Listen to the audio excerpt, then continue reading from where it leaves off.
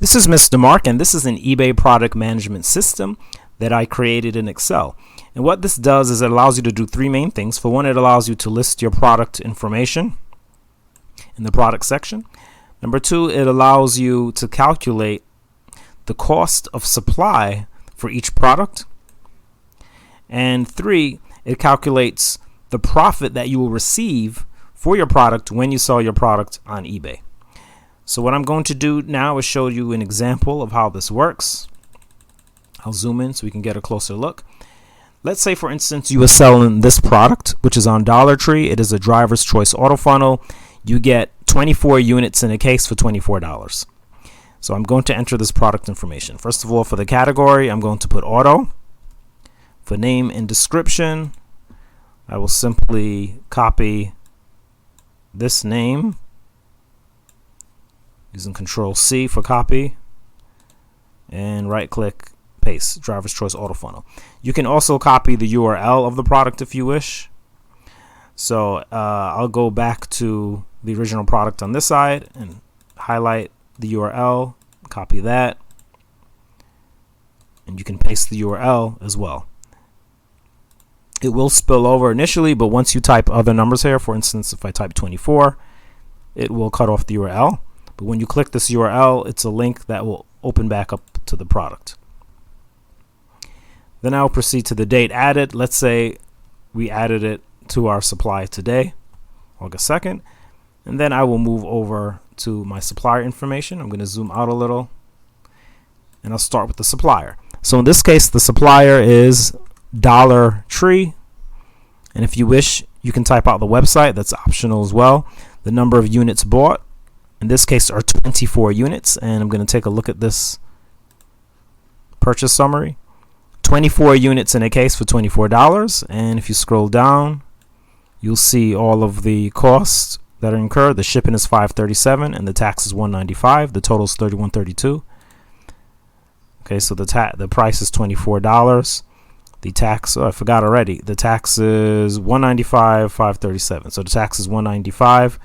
The shipping is $537. There are no other costs, and so the total is $31.32. Same as here, $31.32. What it then does is calculate the unit cost. So it takes the $31, the total cost, divides it by 24 in a case. So it means you basically paid $1.31 for each item on average. This information is then carried over into the profit calculation on this page, and I'm going to zoom this in so you can get a closer look.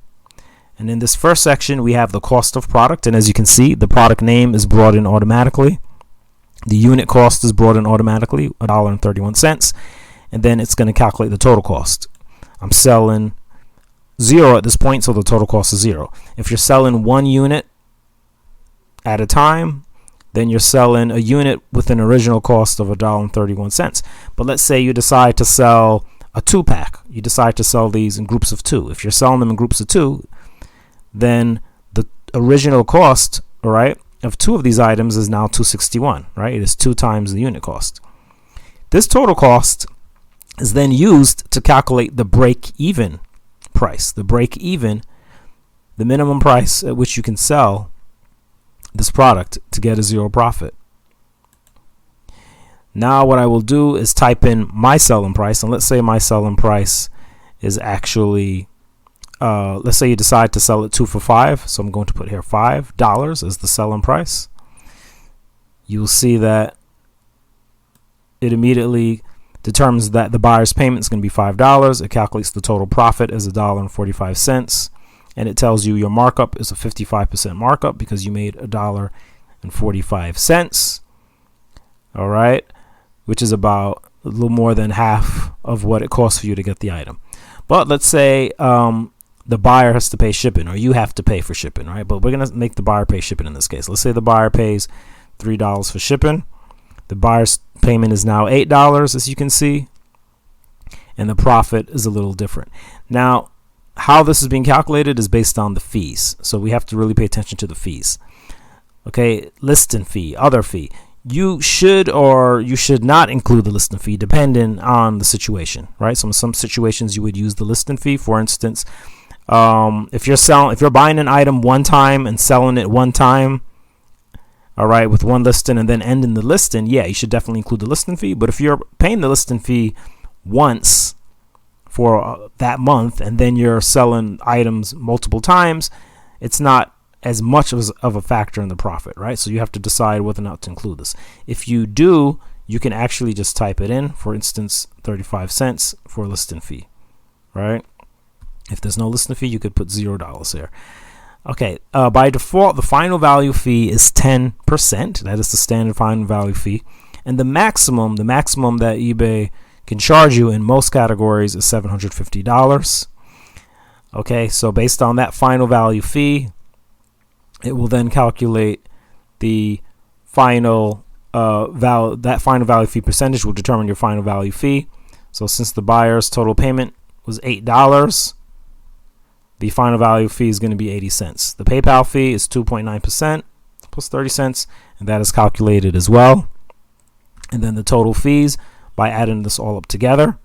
And once it makes that calculation, the profit is determined based on that information. It takes the buyer's payment of $8, it subtracts what it costs you to actually get the item, the $2.61, and then it also subtracts the shipping. If you paid shipping to ship it to the buyer, it will subtract that as well, and then it also subtracts the total fees, right? All of your expenses, which determines your total profit. So you really only need to come on this side if you need to change something. For instance, I have a store and my final value fee is 9.15%. So I would change this to 9.15% instead, right? A different final value fee. All right, I'm going to put it back on 10%, and I just want to prove to you for a second that this works, the max. Okay, so let's say, for instance, and of course this is going to be way out of whack, but let's say I'm going to erase this. Let's say the seller price is $7,500.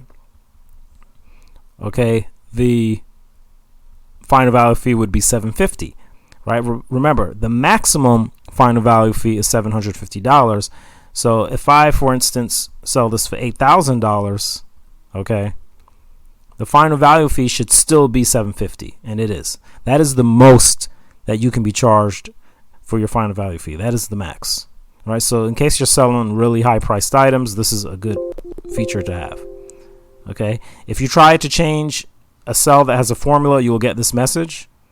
I just accidentally tried to change the buyer payment, and it will not let you erase your formulas, which is a great protection feature that the spreadsheet has. So you will not accidentally delete your formulas.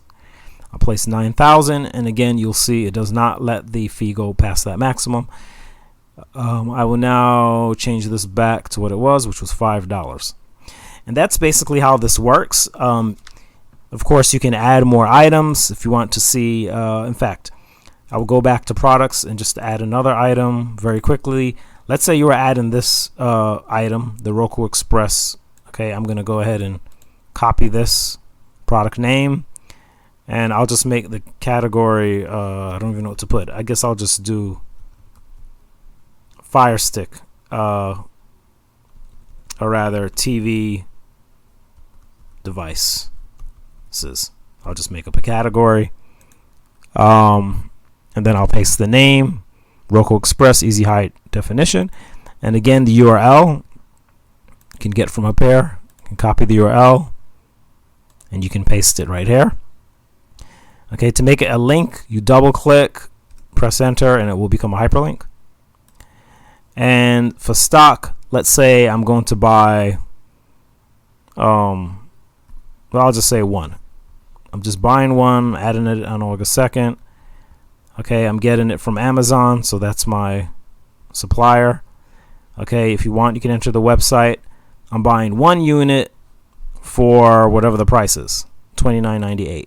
So if you're buying one item at a time, all you have to do is set the number of units to 1. So this is good for buying things in bulk and reselling them, or buying things one by one and selling them, right? All you have to do is set the units to 1 if you're selling items one at a time. Okay, you then enter the tax and shipping, if there is any, which I have Prime, so there isn't. My total cost is $29.98. Okay, so the unit cost is just going to be the same as the total cost in this case. When I go to the profit calculator, again, this information is automatically brought in. And notice that each product has an ID number assigned to it automatically. Right, this is an identifying number for the product in the Excel database. And then again, you decide how many of these units are you going to sell. I'm only selling one at a time. For instance, it immediately calculates the break even, and I'll show you that once you put, if you were to sell at this break even price, you will see a profit of 0. Right, total profit of 0. But of course, we don't want a profit of 0, so we're going to sell it, say, for $40. Let's say we're going to sell it at a low price of $40. But in this case, I'm going to pay for shipping. Let's just say I paid $2 shipping. You're going to notice that this shipping cost subtracts from my profit. Now my profit is $256, right? So when there was no shipping here, it was $456. When I paid $2 for seller shipping, it is now $256. All right, it decreases my profit, right? If I have to pay for shipping. If the buyer's paying for shipping, $5 for instance, it increases his payment to $45, but that also increases the fees because eBay fees and PayPal fees are based on this payment, right? So that's always something to keep in mind as well. But the whole point of this is that you put the numbers in and it pretty much tells you what is going to happen. The PayPal fees come out right away. The final value fee is paid at the end of the month.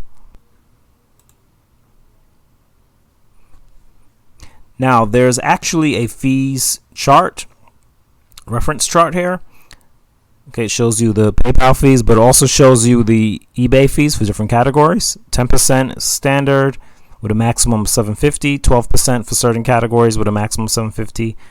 Okay, 2% for heavy industrial, maximum of $300. So if you're selling something in one of these other categories, okay, 3.5%, maximum of $350, then when you are doing the profit calculation for that item, like if you're selling a heavy item here, you will actually have to change this final value fee for that particular item. So for instance, I will change this to 2%, and the maximum for heavy equipment is $300. So I will change this to $300. And now for the eBay item number, this is great because when you list the product, you can now copy and paste the eBay item number for your product. For instance, let's say that this is a product that you are selling. Okay, let's say this is your eBay listing. Okay, if you notice at the bottom, you have an eBay item number. You can copy this number and you can actually paste it. All right, and I know it doesn't match this, but let's just pretend for a second. This is the eBay item number. What this does is it automatically creates a link to that product. So when you click view, you will automatically be able to view your listing on eBay. All right, so this makes a connection between the eBay item number and this particular product that you have listed in the Excel database. I hope you find the system to be potentially useful for you. You can find a link in the description of this video, which will take you to a page where you can actually obtain this Excel system. And if you enjoy this video and you like the content, please feel free to hit like. And if you haven't already done so, feel free to subscribe to my channel. Thank you, and I'll see you in another video.